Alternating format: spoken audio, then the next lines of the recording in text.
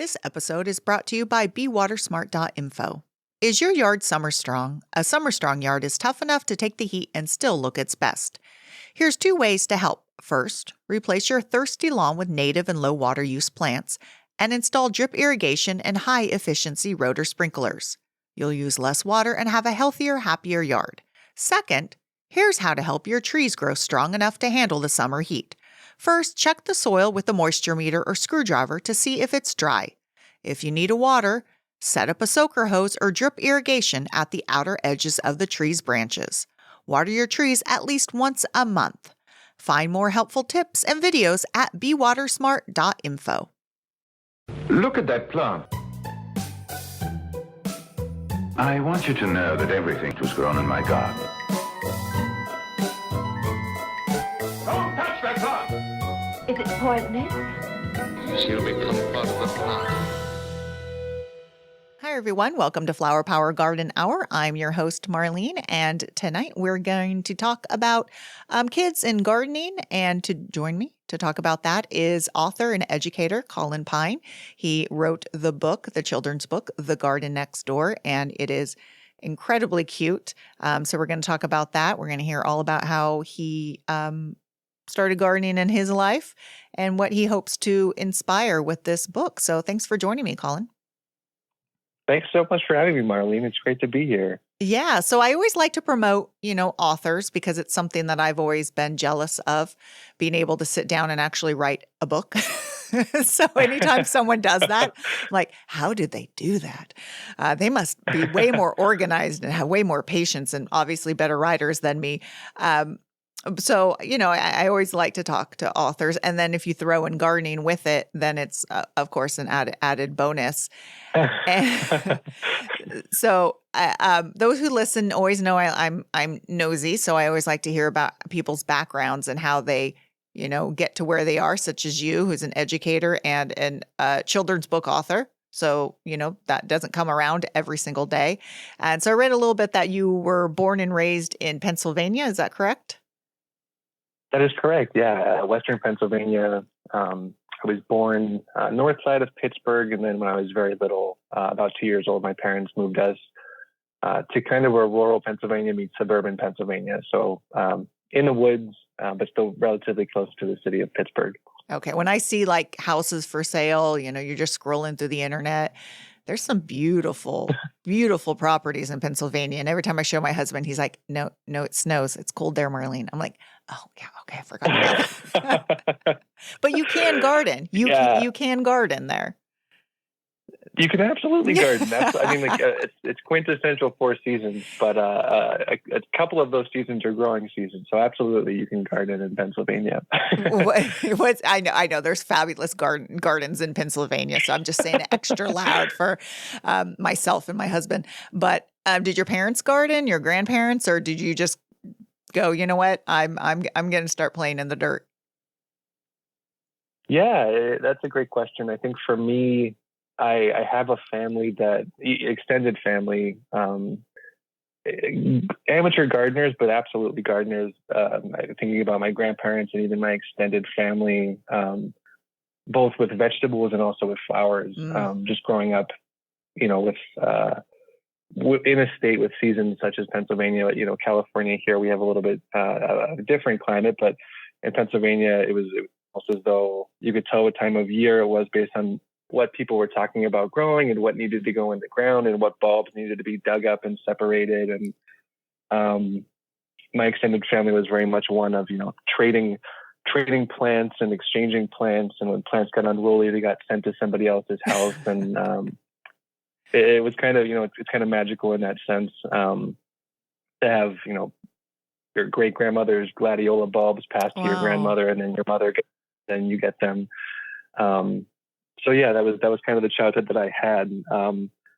Although I must say, I don't remember so much being one to throw myself into the soil. It was, my mother's domain was the flower beds, and my dad's domain was the vegetable garden, which always every summer grew bigger and bigger. My sister and me, we were more the assigned weeders, and we had the yard work assigned to us, and but still, I think that from an early age, I grew a healthy appreciation and enjoyment for being outside with the plants and around plants, and all the things that come along with planting things in your yard, and like toads and birds and insects, and so yeah, from a fairly young age, my earliest memories are kind of tied to that.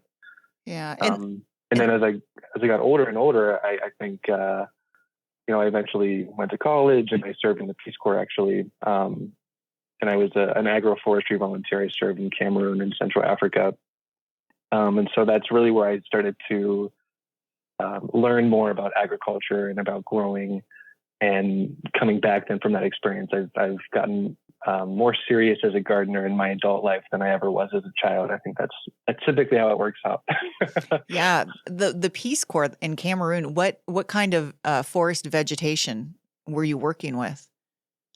Was it? Yeah, that's a great question. I mean, Cameroon is an extremely diverse country. Mm-hmm.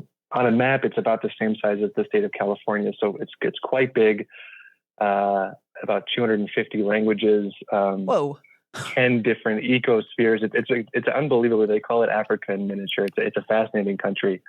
But the primary species that we were working with as volunteers, we did a lot with soy, soybeans.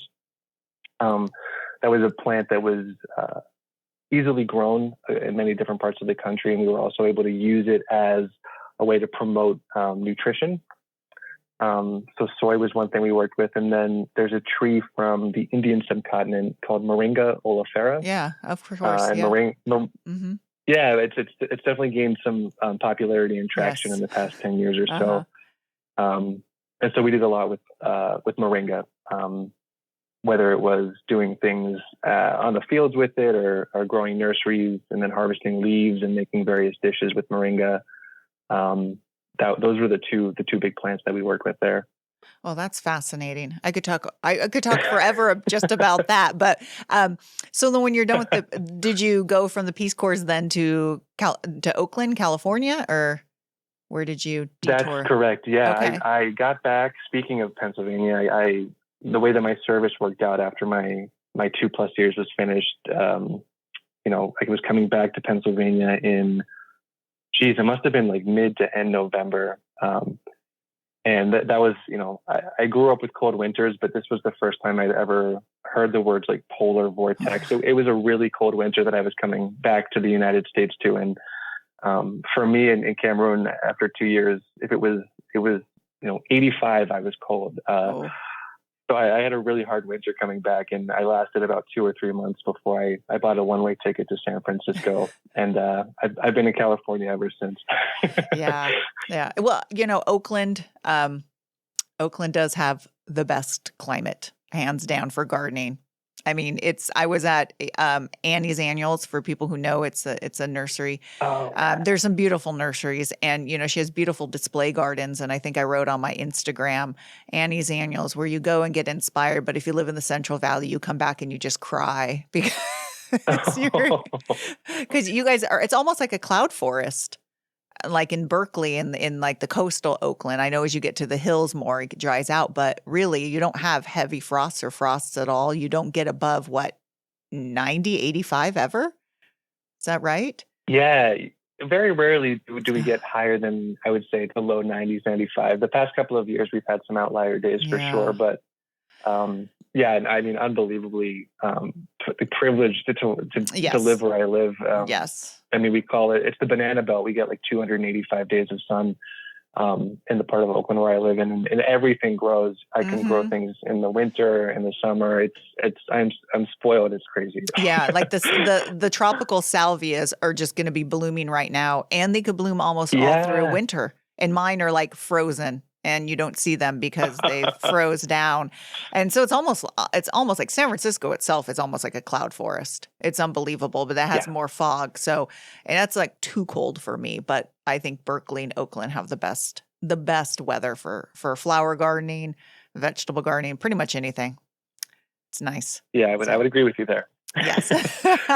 So you're an educator now, but it's not gardening that you teach. So how did it come about? I imagine you were talking about gardening, and I imagine you garden where you live. So how did it come about that you're just one day you're like, hey, I'm inspired to write a children's book about gardening, or what? Did you see something, hear something, or what was the inspiration for that? Yeah, it's I was thinking about this when you first started our conversation today with saying, how there's an aura around authors about the ability to sit down and write a book, and for me, this opportunity completely fell in my lap. I cannot take credit for what has happened, but for me, I've always wanted to write a children's book. To be honest, that has been a goal of mine for quite a while, but I never taken action or done anything in pursuit of that goal. And it was about 2020 or 2021.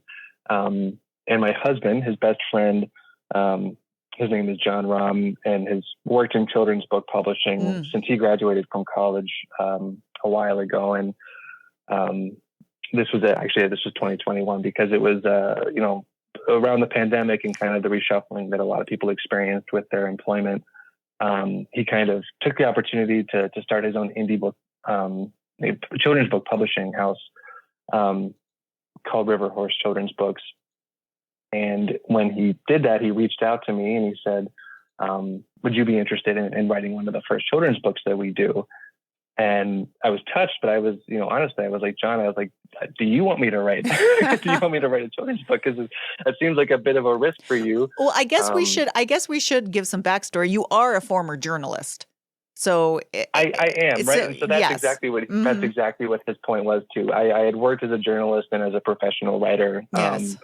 But it's very different to, to cover breaking news in San Francisco and to run around chasing the next breaking news story and sitting down and writing a cute children's book with an illustrator. But yeah, Johnny was like, yep, you've been a writer. You know what it's like to be published. You're creative. I trust you. So just sit down and just think about what you like and see if any ideas come out of that. And that was really the impetus for this book. I sat down, like he requested that I do, and just thought of the things that I enjoyed doing. I thought about the books that I enjoyed as a child, and the books that I kind of could see myself putting out there in the world. And gardening was, honestly, it was a short list. So gardening was pretty much the one that I wanted to run with. And after some back and forth, we came up with the idea for the garden next door. And he was pleased with it. And that's really how it started. It's not that exciting of a story. I mean, hey, it's a story, and there is a backstory to it. So, there's a backstory. There's a backstory to it. And go ahead. I was just going to say, from the get-go, one of the important things that when I say we, I'm referring to John and also Tiffany Everett, the illustrator of the book, wanted to do is just to make the book really be about native plants and kind of have that as an underlying message and theme throughout the book. I don't have children. I have nieces and nephews and many other children in my life. And I'm that person who stops at any little free library I see. I'm always picking up children's books and reading them. And I saw so many books out there about, gardening and wildlife, but not so many that were really promoting native plants in a way that I felt was accessible to both children and then also those individuals reading to those audiences. And so that from the beginning, that was one of our goals, was just to really make this a book that placed native plants on a pedestal and really tried to gear the story to that. Yeah, it's, reading it, sort of like it's sad, but then it has, of course, like every children's book, it has a happy ending. But, it just looking at the picture, you could still see, where the kids are playing, it's just a backyard with just grass. It's your standard suburban size yard with a fence, no trees, just grass. And that is so commonplace. And, parents always say, oh, my kids need grass to go and play. Well, yes, but, I've had the most fun as a child, like making, bug houses in the mud and, and making, forts inside of shrubs and, finding dead dragonflies or live ones ideally, but, I'd only find them dead.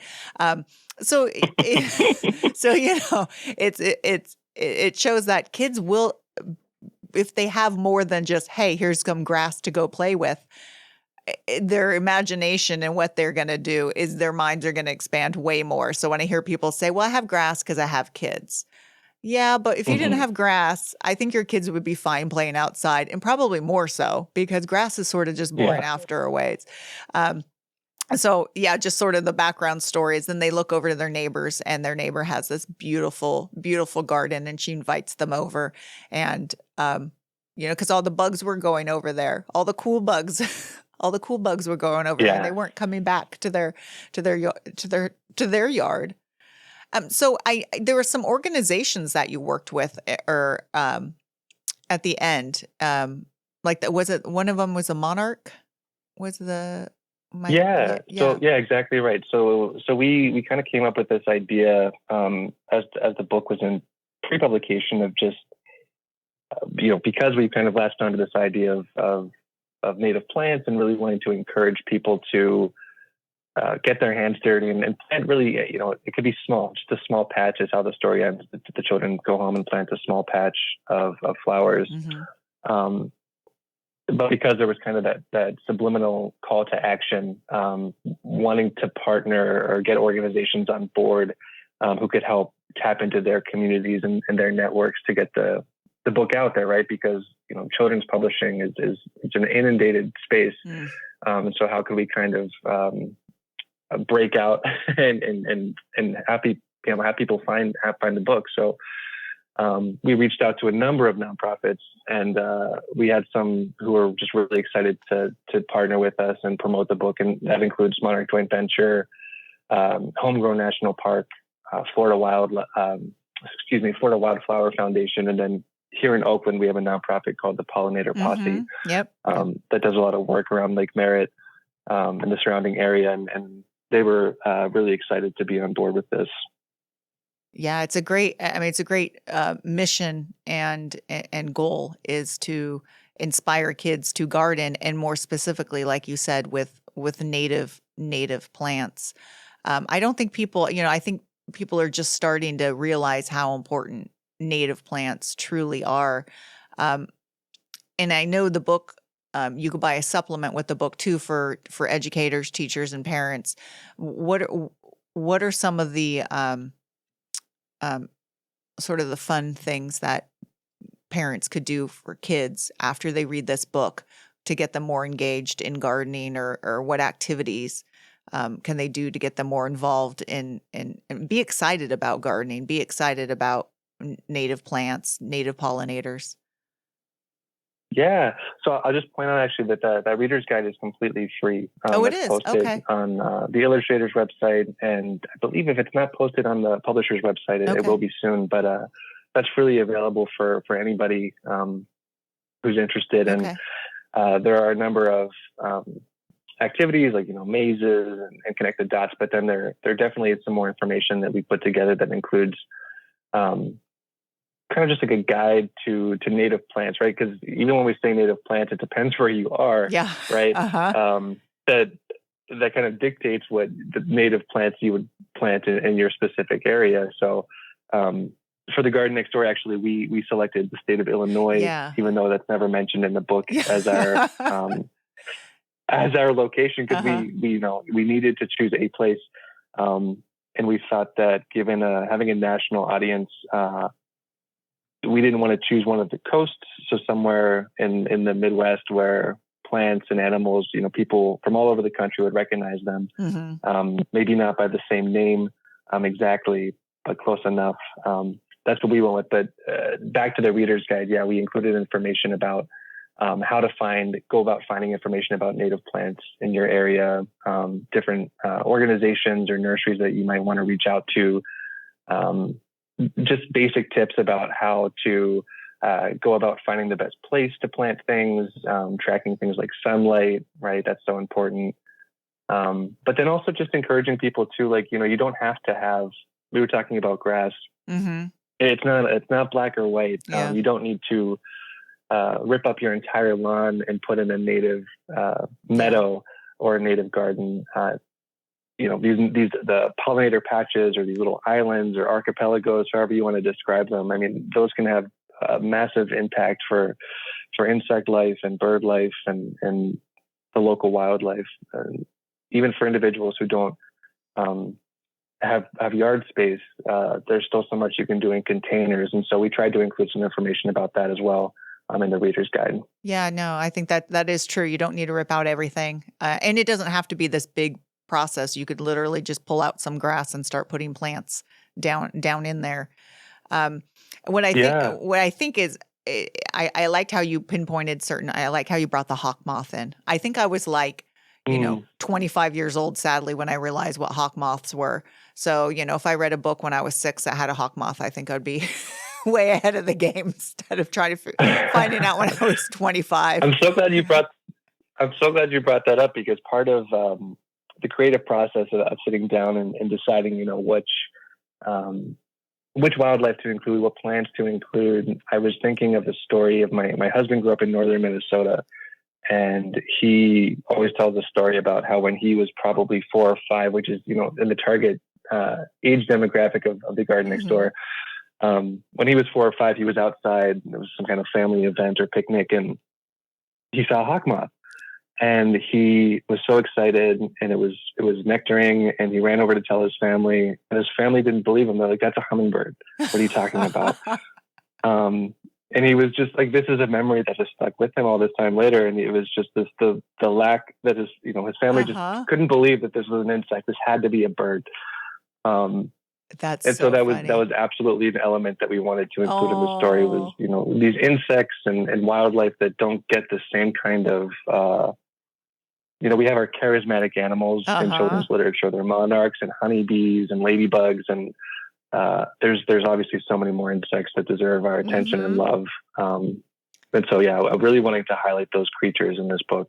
Yeah. Yeah. When I tell people that flies are the number 3 pollinators in the world, no one's really excited. Then I say, well, no one really plants a fly garden because 1, it's going to smell like poo or death. And 2, it's not like we're like, ooh, save the flies. And then people, kids always think, oh, hummingbirds are like number 2 pollinators because we're so focused on hummingbirds because they're beautiful and they're large and you see them.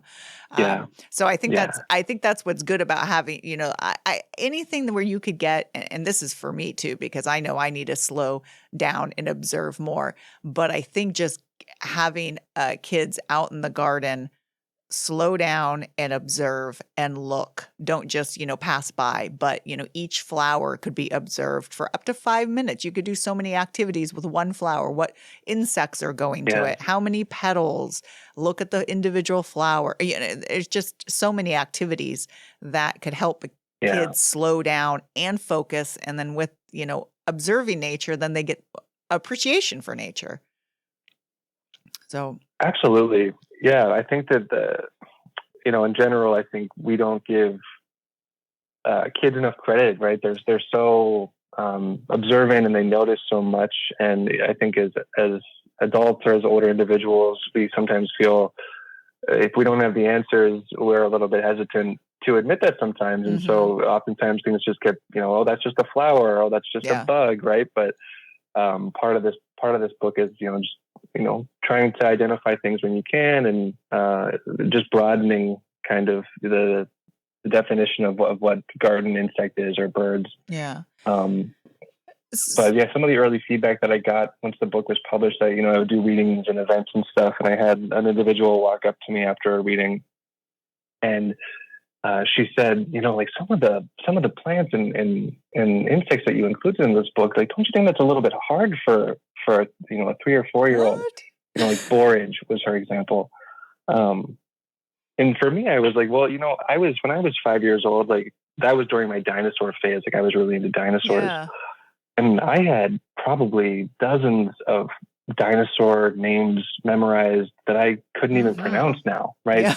Just decades later, right? I think kids have their things that they're into, and if we don't expose them, or if we don't provide that kind of information in the books that they're reading, then how do they know that that's what they're interested or passionate about? Just because borage might be new to you doesn't mean that we should not include borage in a book for Yeah. children, Yeah. I mean, you're like, lady, I could have dropped some botanical Latin names in there. You're Oh, like- yeah, this is just the surface. yeah. I mean, really, yeah, you can't set the bar low. You gotta, yeah. I mean, kids are, that's how they learn. I mean, that's how I still learn. I'm like, I don't understand that. What? Okay, I better go research that so I understand that. Yeah. Oh, Yeah, s- exactly. so what was your, I mean, your goal for the book was basically to get kids interested in gardening and the native plants. Is there going to be a series? Are you working on another one? There's definitely, I would like to say more books in the future for sure. I can't say that a series with the Okay. same kids in the same backyard, Uh-huh. but definitely more environmentally themed books in the future. That's a goal for myself, absolutely. Okay. I think, yeah, the goal for this book was really just to put this out there and give teachers and parents and kids a chance to again see more of our world around us Mhm. in the books that we get in the library and in our homes. Yeah. Um, And kudos to the yeah. artist. I mean, the illustrations are just amazing. Amazing. Tiffany is a rock star. She's I joke that you could take the words out of this book and it would be even better, I think, because she's just the way that she brings things to life and the way that she brought the story to life. It was just, I remember getting the proofs for the first time and just being speechless. Yeah. It's the way that she was able to make everything. It's scientifically accurate, but adorable at the same time. Like I just don't know how she does it. She's just amazing. Yeah. Yeah. No, I mean that's it. It just sometimes you see some illustrations and you're like, well, that's not very inspiring. That's not, especially for a kid's book. I'm like, really, for a kid's book? But these were, they were beautiful and it told the story really well. Where can people find the book? So the book is available anywhere online where you could normally think of finding a book. Okay. Amazon, Barnes and Noble, Target. Depending on where you are, local bookstores have been carrying it as well. Okay. And it's being distributed by a major distributor. So if your local bookstore does not have it, you can always request a copy be delivered to your local bookstore, and you could purchase it that way. Yeah. And before we go, I mean, I need to ask about your pet banana slug. Is she still alive? Do you still have a unfortunately, the Colonel, that was the banana slug's name. The Colonel passed late last year. Okay. But that's okay. We have two new, I would call them non-traditional pets. We have Eastern newts. Oh. They're in their red eft phase. Okay. So they're like these little cute dragons that just roam around this kind of terrarium we have set up, eating wingless fruit flies, and they're just living their best life. So the banana slug, did you just come across it, or was it like, I mean, that's an unusual pet. It's an unusual pet. I should preface all of this by saying I'm married to a biologist. So I'll just say that. And so, during the early days of the pandemic, when most people were going out to get their kittens and puppies, our pandemic pet was a banana slug. Great. So I think that just captures our relationship. So cuddly, and then so cuddly. And so wait, you have a newt, two of them? Is that two what of you said? them? Yeah. 2 of them. Okay. And then what's growing in your garden right now? I'm just gonna throw that out. So currently, actually, that's a great question. We're doing some work on our house. It's been going on for a bit. So our garden, it's transformed itself into a bit of a gray garden. It's very overgrown. But the one thing I'll say, going back to native plants, is when we moved into our house in Oakland, the back was just all realtor sod. I think that they had like one decorative little tree that they tried planting in the corner. Yes, of course. And within 2 or 3 months, I ripped up the perimeter and we put in 3 raised beds in the middle. And on the perimeter, we only planted native plants. And so over the years, those plants have become more established, and in our absence, as we do work on our place, those plants are thriving. They're doing so well, and I think that that's just a testament to native plants. Is if people are hesitant to get into gardening, or they're afraid of ripping up some of their grass to go native, native plants are such an easy introduction to gardening because they're so well suited for the environment that you're in. So even though we haven't been around as much to, keep watering them or prune them back, like they're literally living their best lives.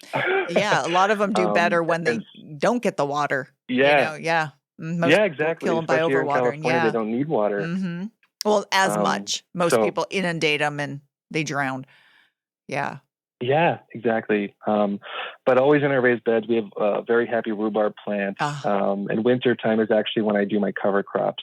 So would be preparing to do that in my raised beds now. But again, in Oakland, it's still, I just walked outside today and harvested some sun gold tomatoes. So we're still in summer kind of here. Well, do your tomatoes, because I know my tomatoes pretty much, they slow down, starting to slow down. I mean, end of October. And then I always think, ooh, they're going to last year round. And then, of course, the frost gets them. Do they ever die from frost, or do you just end up pulling them out? No, because we don't get frost. You don't get frost. It's very rare that it will dip below freezing. So could you? I can think of maybe one. Yeah. Could you, in theory, keep them as perennials? Just cut them down and have them? No, because I tend to, in the wintertime, I tend to do a cover crop in my raised beds. Got it. Okay. So I let them go pretty late. Normally I'll let them go till maybe, about right now actually is when I would start ripping them out, to put in those other plants. But I mean, I've had volunteers pop up in winter. So I get it. It's, it is the kind of climate where you have the tomato plants just kind of growing in the wintertime. And you walk around the neighborhood and you see people who just have their tomato plants out in their little wine barrels or their front yards year round. And they get, scraggly and sad, but they're still there. They're still there. What cover crops do you use? Yeah, so I normally just do like a traditional blend of like peas and vetch and that mix. And I like growing fava beans. And depending on how ambitious I am, sometimes I'll do one of my raised beds.